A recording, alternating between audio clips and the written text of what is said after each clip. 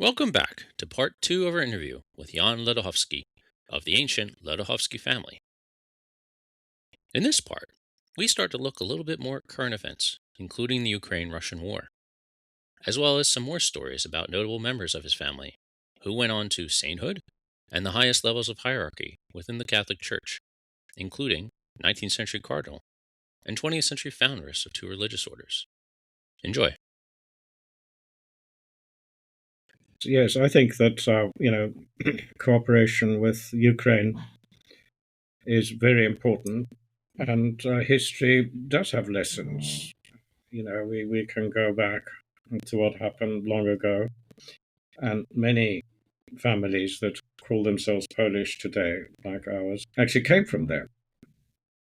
And it was a mixed situation, but our ancestors and lots of Poles living in Rus or in the old Russia and now in that Lithuanian empire or principality, obviously the elite became Polonized. And how did that happen? Well, partly because the richer people wanted to send their kids to school. And who ran the schools? Well, amongst other things, the Jesuits, by the way. And so, what did they teach in those schools? Well, they taught them Catholicism and they taught them Polish. And so, after a couple of generations, these ethnically, or DNA, if you like, their DNA was Ukrainian, but they were suddenly considered themselves Polish because the good side of Polish propaganda was to say we're all in it together, we're all Poles. And this had its good sides and its bad sides.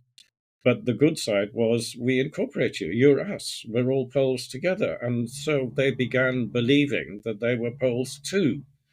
And that's why, if you like, Stanisław Ledochowski, one of them fought at the Battle of Vienna. He was Polish. He considered himself a Pole. And when he was Speaker of the Parliament and did all the controversial things he did, that was as a Pole. Polish speaker, educated in Polish at a Polish school. And that's why the elite gradually became Polish. In the meantime, the peasants, well, they couldn't afford to go to boarding school and they didn't learn Polish and they didn't learn Catholicism. They stayed being Orthodox Ukrainians unless they converted to the Catholic version, the Greek Catholic so-called of the Orthodox. And they were largely illiterate. I mean, this was long ago, right? This was hundreds of years ago. But then what happened, and that I think was very unfortunate, is that, and this again is not, Poles don't talk about this, because we're in the right? We're Polish, so our language is best. I mean, who are they? They're just peasants. They don't really know anything. And so in 1697, the Polish Parliament, which included, of course, representatives from the whole area we're talking about, passed a law which abolished Ruski as the official language of the Principality of Lithuania, and abolished it as one of the two official languages of the Polish Republic of Two Nations. And, we Poles may say, well, they deserved it. They weren't cultured. They were just peasants. They couldn't talk. Well, why the hell should their language survive? Well, yeah, well, that's great. But the fact is, well, how did they feel? So it's not a great surprise that they suddenly, the peasants, if you like, the mass of, not the elite, but the mass of the population, suddenly didn't really think they're Polish anymore because they've just had their language abolished. And, they don't feel that patriotically Polish now. And so when later on, 100 years later, the partitions came and Russia started attacking and incorporating those areas into the Russian Empire, is it a great surprise that they didn't all stand up and fight for Poland? We have to bear in mind that if we behave like this, it can have consequences. So yes, we're a great country. I love Poland. We should defend ourselves. Nationalism is something that should be defensive. We defend ourselves. We make sure that our culture, our language, our everything survives. But we shouldn't do it at the expense of other people's.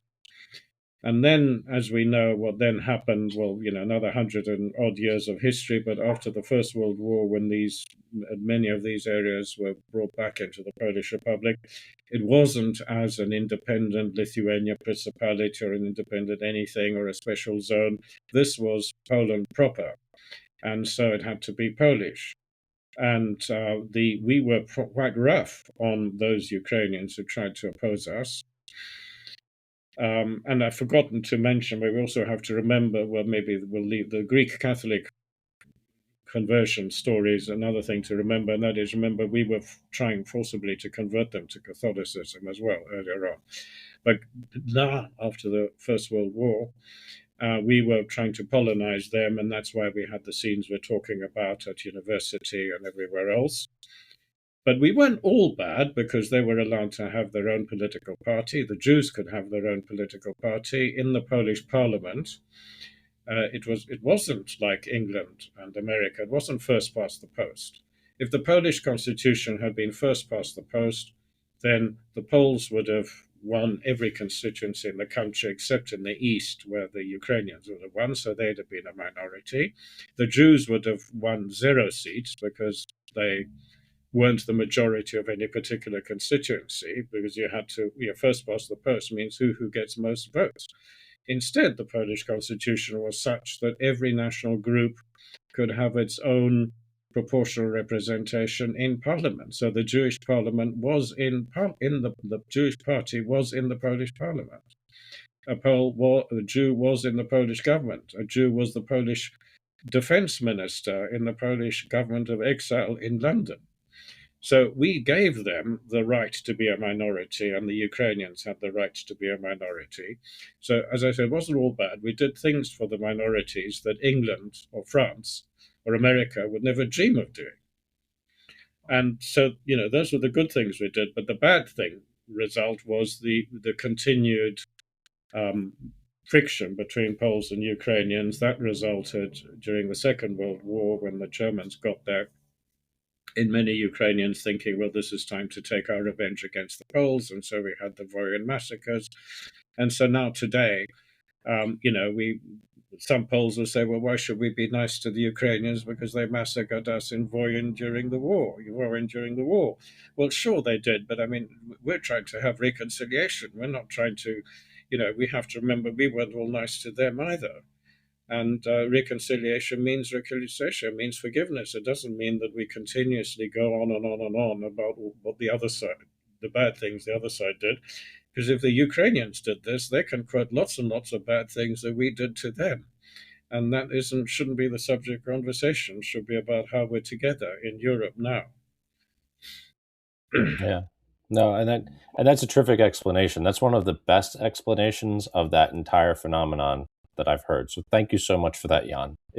I have a book over there. It's Timothy Snyder's Reconstruction of Nations that I was reading, and it's trying to follow all those different the religious element and the ethnic element. It can be difficult, and then it's even more difficult to try and explain to someone who's just been formulated in a sort of 20th century understanding of what Poland is. So thank you for that.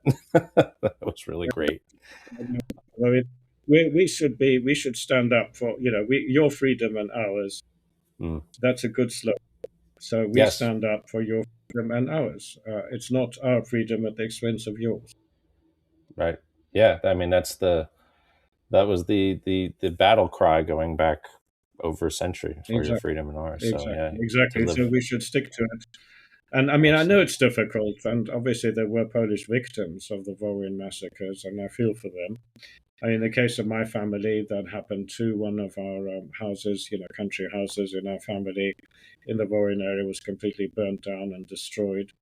So yes, these things happen, but now is the time to be together, and that was certainly my father's view. He liked them. Maybe he just brought up as a child in that area, and all the local Ukrainian peasants, or whatever you want to call them, Ruskies, were nice to him. So he didn't go away thinking they're horrible. And the other thing that may be, going on is that recently, because of the website and the family story, new things, as I say, keep coming up. And one of the stories is that I was contracted recently by some Ukrainians who came from the area where my grandparents had their country home. suddenly saying that they remembered, their grandparents remembered my grandparents, if you see what I mean. Mm. And that brought me back to the story of what happened to my grandfather. That's my father's father, right? He had been a general in the Polish army. He'd retired in 1926 because he did not support the Piłsudski coup d'etat. So he was, that's again Poles being nice to other Poles. If you didn't support my coup d'etat, you get retired, if not put in jail. And so he was retired, not put in jail like the Ledochowski, who then died apparently of arsenic poisoning. But anyway, the way Piłsudski took revenge against him is that he was retired, so he was now a retired Polish general. But in 1939, when he's living in his home in what's today Ukraine, in that area, suddenly the Germans are attacking. And, well, he's a retired Polish general who speaks very good German, because he was also brought up in Austria-Hungary as a child. And then the Russians come, and the Russians start attacking as well. So what does he do? He and his wife retreat from their home to Lvov. And so they help them. And according to my grandmother's memoirs, which I read many years later, and which I suspect my father never read, because they were hidden in a convent in Poland after the war. And I think I'm the first person in the family ever to see those memoirs. She wrote in her memoirs that the staff stood there with tears in their eyes when they left. And who drove them? Well, one of the local Ukrainian Ruski drivers, right? One of those horrible Ukrainians was very nice and kind, and he drove them he was the driver. He drove them to Lvov, to the local town. And there they went into hiding.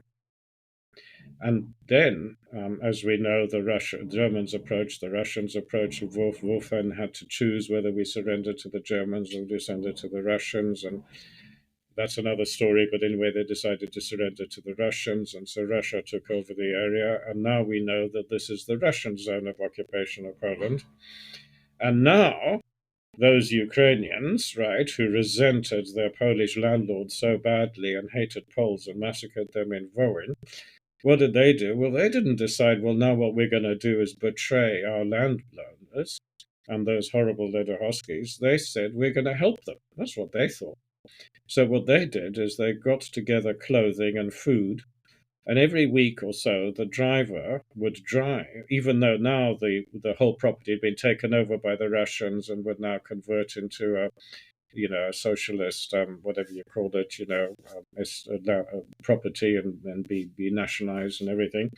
But they still drove to Lvov, carrying food and clothes to my grandparents every week for a couple of months. They didn't say we've got to betray them. They didn't betray them. They supported them. That's Ukrainian-Polish solidarity. That's not Polish-Ukrainian enmity. And they did. And then when it became obviously it became known. Well, everybody knew that the Russians were trying to find Polish officers. And so, conditions were getting worse and worse. And eventually my grandparents decided that the best thing now is to escape to the German side. So they did. And the Ukrainian driver helped them. He came, picked them up, put all their stuff in the car and drove them to the new border with Germany. And they waited at that border. And what happened was that lots of Jews were escaping the German zone because they were saying, look, it's absolutely terrible in the German zone. Why the hell are you going into the German zone? It's awful there. So, no, but the Russian zone's terrible. That's why we're escaping from Russia. We want to go to the German zone. Well, if you're mad enough to go to the German zone, you can have our papers, because we're getting out of Germany. So the Jews gave my grandparents their papers. So my grandparents then enter the German zone using the papers that Polish Jews had given them because they were escaping the German zone. And those Jews probably in the end survived, one would imagine, because, or maybe they were killed, we don't know, because when Germany finally took over that area, they massacred as many Jews as they could.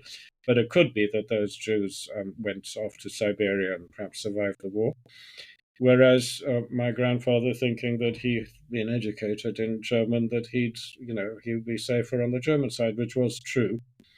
But then he died in a German concentration camp. So now with hindsight, we know that if he'd been captured by the Russians, he'd have been shot in Katyn, like everybody else. That's what hindsight tells us. But we also know that when he was on the Polish side, he survived another 4 years. But he died in a German concentration camp.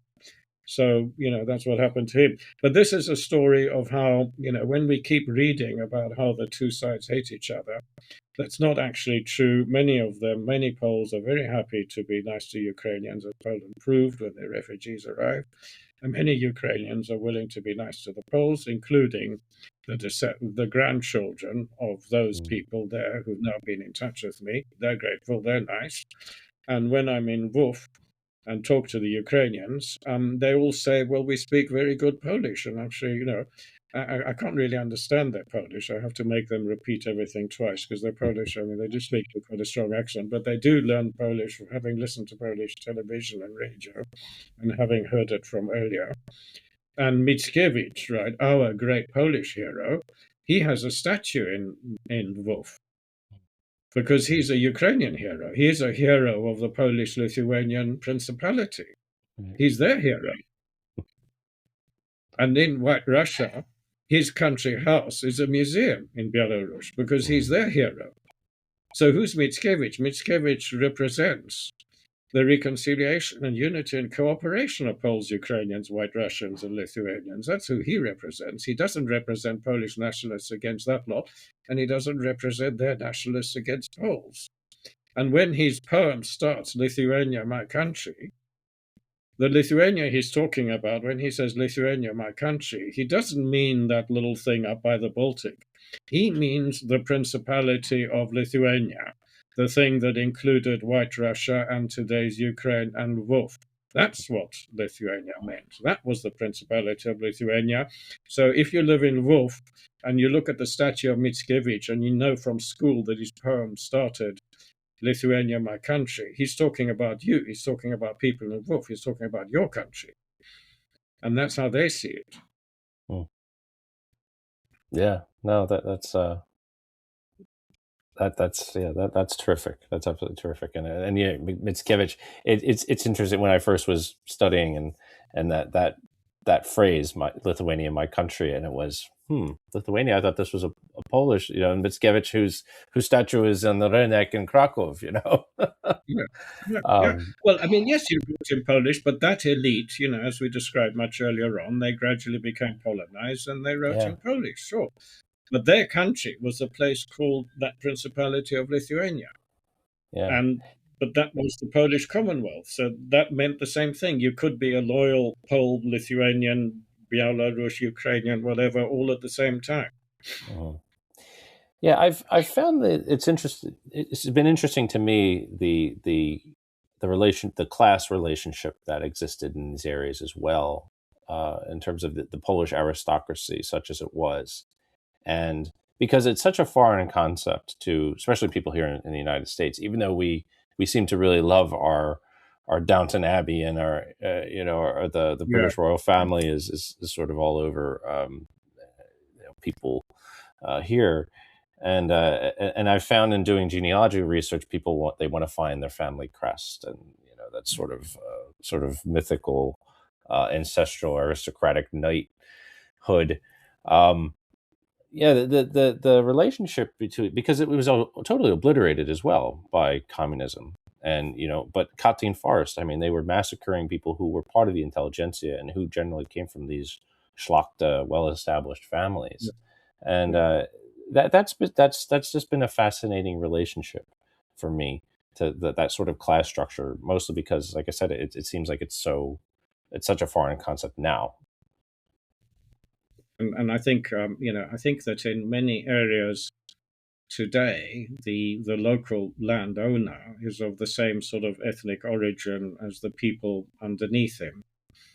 But there are examples in the UK, particularly in Ireland and in Scotland, where the elite went to Eton and British public schools and so on, and the elite became anglicised, and your McDonald's and whatever, they were basically spoke normal English, and they considered themselves loyal members of the UK or Great Britain or whatever they wanted to call it. But the peasants remained Irish, or Scottish, as the case may be. And so you did end up having a situation where the elite adopted the culture, if you like, of the conqueror. And so you did have, as a result, one ethnic group being the upper class and a different ethnic group being the lower class. But that upper class, most of them actually were originally the same ethnic group as the lower class.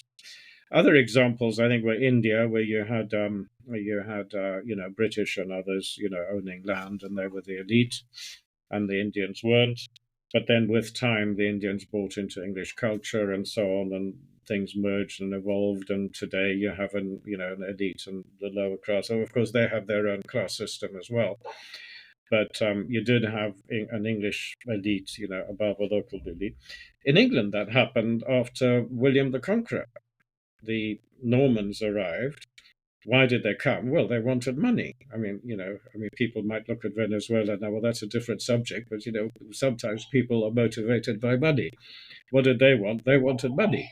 So they came to England and they took over all the landed estates in England. And so suddenly the aristocracy in England was actually French, right? They were Norman. So they were a different ethnic group from the peasants because they were Normans. They actually arrived being different. They didn't convert to becoming Norman.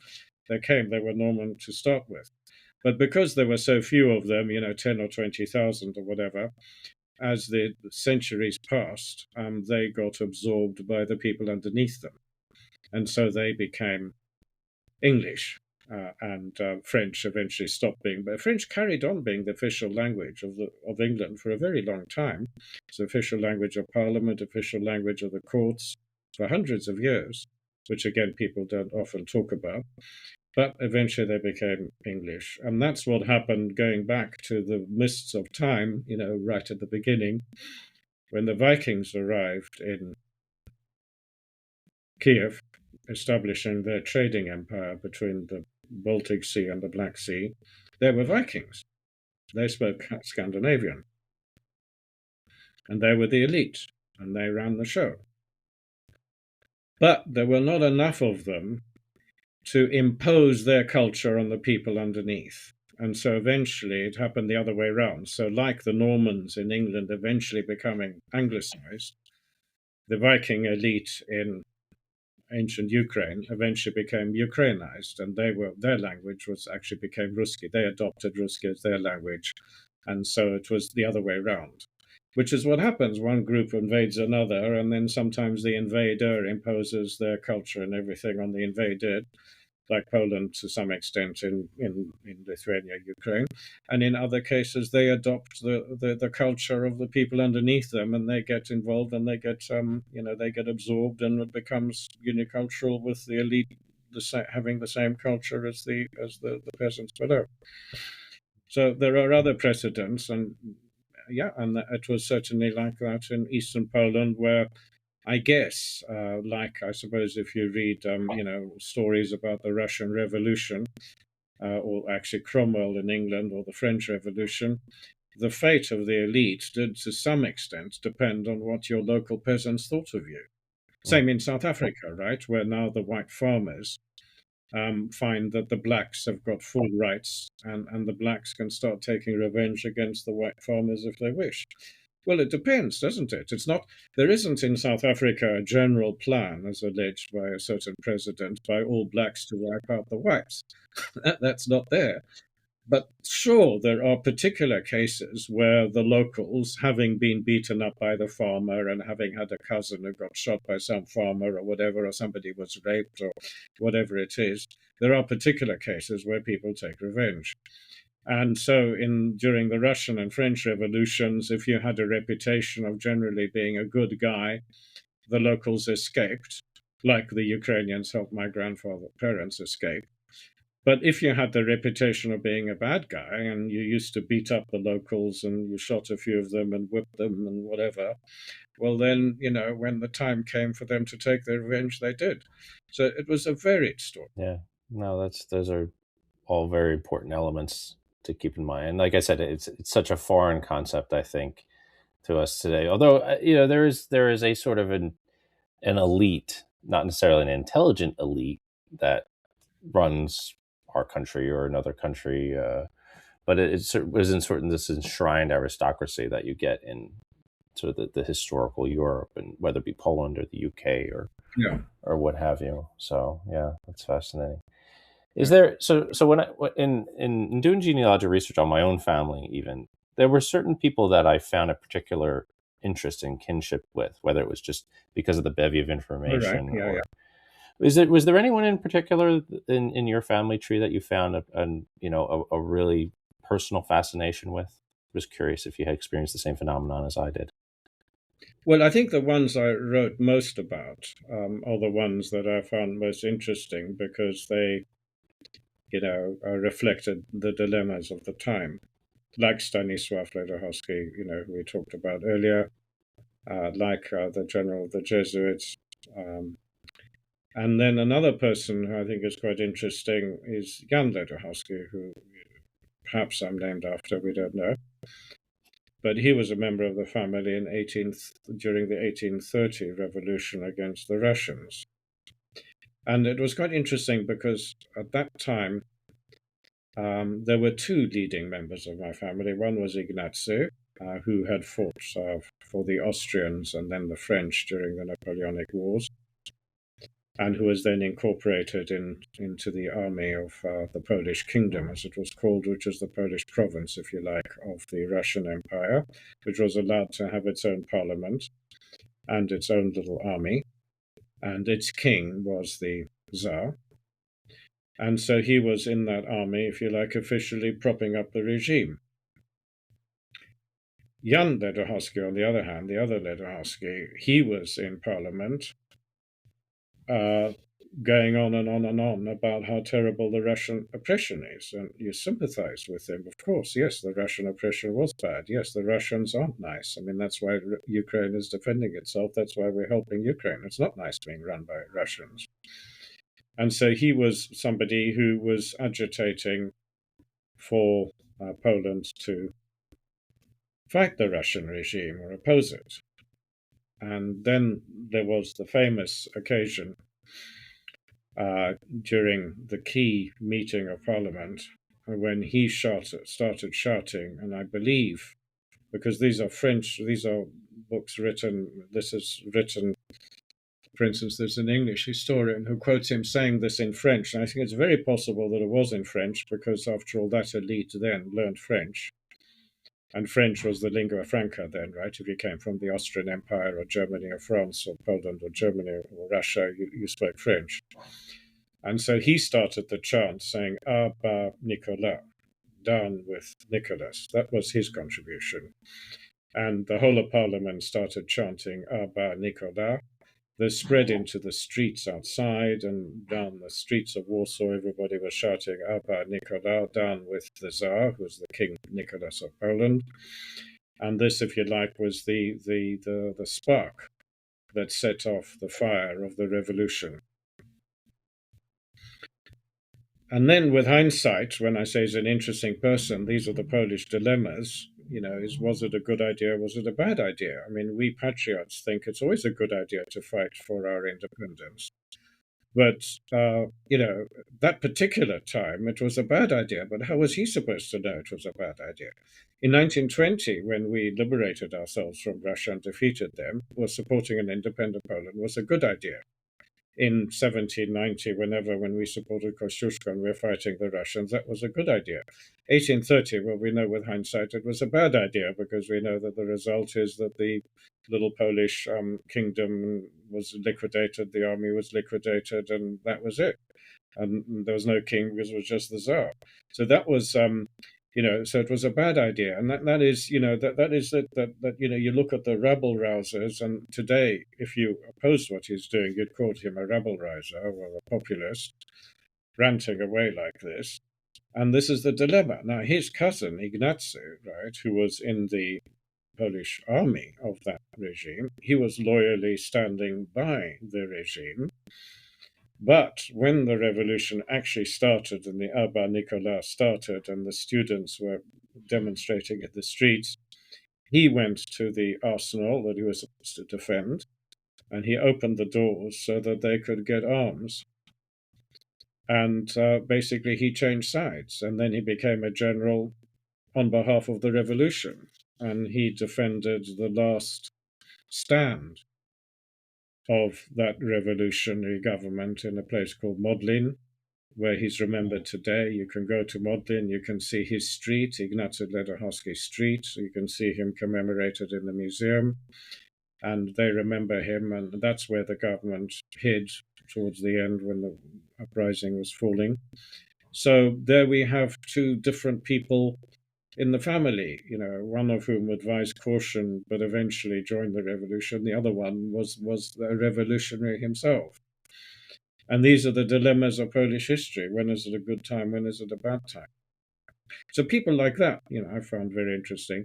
Then, of course, I think, we have to remember the two sisters who founded, the two orders, the Ursulines and the Claverians. They did very noble stuff, but they are, put it like this, it's not necessary for me to add a lot to talk about them, because those two orders remember their founders and they're all commemorated by them anyway. And, lots of people who are brought up in Ursuline convents or saved by them or orphans, they're all taught about Saint Ursula, and the people looked after by the Claverians hear about her.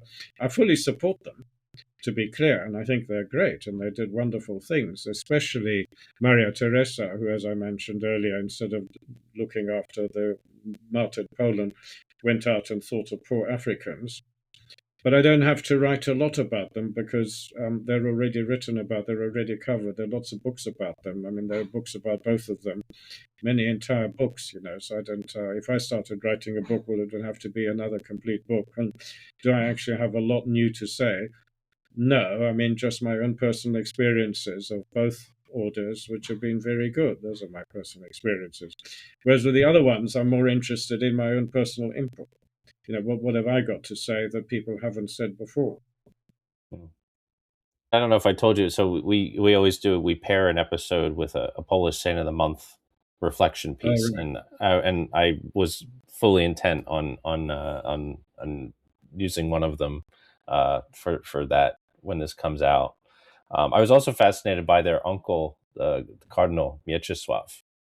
Oh, He yes, seemed yes. like he was quite a character. I mean, he really. Well, absolutely. That's actually, while you're on this, is another one of these dilemmas. Because, I mean, he's celebrated as a hero who defended Polish culture and, was imprisoned by the Germans and then released and ended up in Rome. Sure, yeah, I agree. Well, I fully support that. But there was a dilemma here, and it was a complicated story, and the complicated story isn't the one that you normally hear about in Poland. So what you don't usually hear is that that he was initially in South America, that he was I think Venezuela, Colombia. I think Venezuela, Colombia were at that time merged, I believe, in some sort of place. Bogota is country. Anyway, he was down there, and there was a revolution. And where the Catholic Church was identified with the elite, the landowners and the rich, as happened in Spain and happened in Portugal and happened in France, when the poor rose up against the rich elite and rebelled against them, they also rebelled against the church, because the church was represented the oppressor. The church was the religion of the oppressor. And so, but if you'd suddenly arrived from Italy and Europe, and you were there as the Pope's representative, the nuncio, you didn't know any of all this background. You just suddenly discover that everybody suddenly hates priests. And you see that the priests are running away, and there's this big vendetta, and the rebels are against the church. And he was actually quite lucky, because the rebels started by being against the imperialist regime. So they were against Britain and France and America because they were the horrible imperialists who were propping up this horrible dictatorial regime. And he warned them when the government decided that they're going to arrest these people. He helped them. And I can't remember the details, it's in my book, but anyway, he did help them. And so when the government decided, well, having got rid of them, it's now to turn against the church, they helped him and they warned him that the government was now going to arrest him. And so he escaped and was on this ship that went back to Europe. What this meant was that suddenly he nearly became a martyr for the Catholic faith. He was nearly killed by those rebels who were anti-Catholic, anti-religion, anti-church, but he escaped. So he would have been left with some experience of what it's like to be a victim as the church. And so with that experience, he ends up back in Europe. The Pope appoints him, first of all, as nuncio to Belgium, and then he becomes nuncio to Germany, to Berlin, where, well, he's a diplomat. He's in charge of improving relations with the local government. So he's very friendly to the emperor, who's just become emperor because Bismarck made him emperor, converted him from king to emperor. So he was there sucking up to the king, Wilhelm, who later became Emperor Wilhelm, and he was trying to improve relations between the Catholic Church and the government. I mean, that's what you're supposed to do. If you're nuncio today in China, your job is to improve relations between the Church and China. Your job isn't to get up every day and make vitriolic speeches attacking Xi. Your job is to help improve relations. So that's what he did. He took his job seriously. And he buttered up the queen, or the empress, or the wife of Emperor Wilhelm, and he attended important grand events. And there was a big ball in the royal palace one day when he was awarded the Star with Diamonds, one of the biggest decorations you could possibly get from the German regime. And when the Poles came along and said, look, you're supposed to be supporting Polish nationalism, he said, well, no, I mean, we're supposed to be actually trying to improve relations with the Germans. They said, well, hang on, what about Polish? And, you're supposed to be a Polish patriot. Yeah, well, yeah, but I'm trying to represent the church and improve relations with the emperor, trying to improve the lot of Catholics in the German Empire. And so some of the Poles said, but actually in those days he was a bad guy. So the Poles said, but look, this guy isn't helping us. I mean, he spent so much time out there in Rome and swanning around the world, being a nuncio in various places, living a life of luxury in all these places. He's completely lost touch with Poland. He doesn't understand how Poles feel anymore. He's not one of us. He's become, foreignized, or whatever the word would be. He's become them. And something that you hear about Poles during communism, isn't it? The Polish diaspora, they became Americanized. They're not us anymore. They don't think like us. And that was how they thought of him. And that part of his history isn't usually talked about. And that's the part that I found out about and that I've written about in my book and my website. But then things changed because Bismarck, having become the head of the government and the chancellor of Germany, appoints a guy who becomes the minister of religion, and he decides, well, now we're going to have a proper dictatorial regime here. We're going to run things. We're going to run the church. All the churches, the Protestants and the Catholics, we're the ones. We're going to appoint the priests. We're going to appoint the bishops. We're going to run the show. And suddenly, the Mieczysław, this guy who'd been so nice and had been decorated by the emperor, suddenly found that his church and his own religion, his own organization that he represented, was now under attack by that self-same emperor. And he had represented a church under attack already in South America, so he'd done this before. And he decided to stick to his guns and to stick to the church. And it was in that context that when the Germanization program started, and the emperor and Bismarck and his minister of religion started dictating that all the stuff has to be in German, that the seminaries in the Polish partition, the part of Poland that was controlled by the German Empire, they now have to learn in German, and that the schools now have to be in German, not in Polish anymore. That's when he put his foot down. And that's when he decided to defend the church and Poland at the same time. He was defending both. And that's what he's remembered for, the person who defended Polish culture. And that's why he was arrested. And that's why he went into jail. And then, the interesting story that I discovered, that was while he was in jail, as the Archbishop of Gniezno, the Archbishop of Poland, because the Vatican never recognized the partition of Poland. As far as the Vatican was concerned, Poland was still there. The Archbishop of Gniezno-Poznań was still the head of the Church of Poland, and he was the Archbishop. And it was in that role that he had been negotiating, and he'd been nuncio. He was nuncio briefly because the previous nuncio was sick, but he was archbishop all the time. So if you like, he combined these two roles. Sometimes at other times he's only the archbishop, but he represented the church. So he was representing the Vatican in the Berlin, and he was acting in his own role as Archbishop of Poland. So here we are, Archbishop Mieczysław is in jail. But now it turns out it's a little bit like it was like in Poland in the 80s, actually, under communism, that if you like, Lech Wałęsa was interned, and basically the regime was sort of pretending to be horrible to the opposition. And the opposition was saying that we're suffering and they were in jail. But it wasn't actually that bad, right? I mean, there were a few massacres of miners and so on, but on the whole, this was a big piece of theatre where they carried on living happily in internment. Well, not so happily, but they were interned. And the regime had held them down, and the people working in the regime, we're talking about the collaborators, were saying, well, look, why are you doing all this? We all Poles together. We have to pretend to support communism. We have to support the Russians. We have to do this, otherwise we'll all be killed. And the others are saying, well, no, we don't anymore. We can now stand up against them. Those sorts of arguments were going on in the 80s.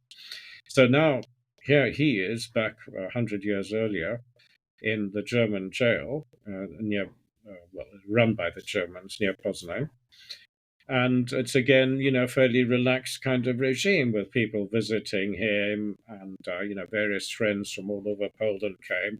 Suddenly he was now a good guy, and all his Polish friends who earlier on had told him he's a traitor because he'd supported Wilhelm and got this order and had been in favor of dialogue. Now he was a hero because he'd supported Polish culture. And he'd said no when he was ordered to convert, to make sure that everything was in German. He said no. He refused when they said that he's ordered to accept the German government's appointments of bishops. He said no. So he was officially standing up against this horrible regime. He was now a hero. But everybody visited him, and apparently the head of the jail, governor, I suppose you call him in English, knew he was a very famous person. There was an occasion when he arrived, the prison governor, with his daughters. They all went to visit the archbishop in his cell to say hello to him and ask him to bless his daughters. So this was a fairly relaxed regime.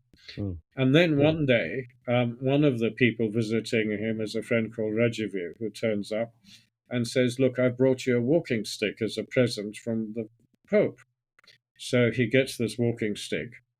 And then, while nobody's looking, and he leaves it in the walking stick. And the guy tells him that the Pope has announced that he's been promoted to Cardinal. So he tells all his friends that he's a Cardinal. So the prison authorities and the German government are very angry. How does this guy that that he was appointed a cardinal, because he's been, hidden in jail there, incommunicado? Who told him that he's become a cardinal? So they went and they searched his cell, his prison cell, and they couldn't find any evidence that he had been made a cardinal. So how the hell did he find out? Well, the answer is that the letter appointing him as cardinal was rolled up inside this walking stick. And so when they searched Excel, what they didn't do was find the walking stick and open it and see whether there was a letter inside. So that's how he knew that he'd been promoted to Cardinal. And now, of course, the situation was a bit more embarrassing. So it's a little bit like now if Lech Wałęsa in internment, I can't remember when he got the Nobel Prize, but basically, if you're an opposition leader like the one from Venezuela or whatever, you're the oppressed. And suddenly, in the middle of your oppression, you get a big Nobel Prize today. Mm. Well, what happened to him was in the middle of the oppression, he suddenly was promoted to Cardinal. So this was a worldwide recognition that his role was very important. And now suddenly the German government was faced with an embarrassing situation where they hadn't just, arrested some Polish bishop, but they'd actually arrested a cardinal of the Catholic Church, which is a very different story. Mm. And so they had to negotiate, which they did. And eventually, one of the results of the negotiations was that he was released on condition that he left and never came back. So he left, obviously, Germany, which included that bit of Poland. He couldn't go to the Russian bit of Poland. And the Austrians said, you can go through Austria if you like, and you can stop in Vienna briefly, but on condition that you don't stay in the Austrian part of Poland either. So you have to carry on. So he carried on to Rome, where he then carried on and had a different career. But this is an example of how people, have to look at both sides. It's a really true story. This is actually how it happened. He wasn't always just the simple Polish patriot. It was more than that, but he did eventually pick the right side. Yeah, I think that's why I was fascinated by his story, because of that. I think it's emblematic of a lot of what we talked about. This sort of this multifaceted character in our history, and one from your own family, which is really wonderful. So, and that seems to have been an old tactic by the church, because I can think of John Fisher, who was imprisoned by Henry VIII during that time, and he was made a cardinal. Didn't keep his head, but yeah, that seems to have been an old But it made him more conspicuous and harder for King Henry to oppress him. Right? Yeah. Yeah. Thanks for that. I can't remember the timing of Cardinal, Wyszynski being appointed cardinal in Poland, but I think he already had a reputation of being opposed to the communist regime. I don't remember the details. Yeah, I don't remember that as well. I have his book, his memoir, over on my bookshelf actually, but I don't remember that. So, hopefully you enjoyed as much as I did this great and varied discussion with the wonderful Jan Ledochowski. If you would like to check out his family website as well as his other works and film, we will be sure to post links to it in our show notes and on our social media pages this month. As always, please reach out to us with questions or comments about this or any of our other episodes by writing to us at pierogideprayer@gmail.com or on our social media pages on Facebook and Instagram. You can always, of course, visit us each and every Sunday at 10 a.m., as thousands have for over a century. Until next time, saltej some pierogi and go sit with a saint. Dziękujemy, thank you, and do słyszenia.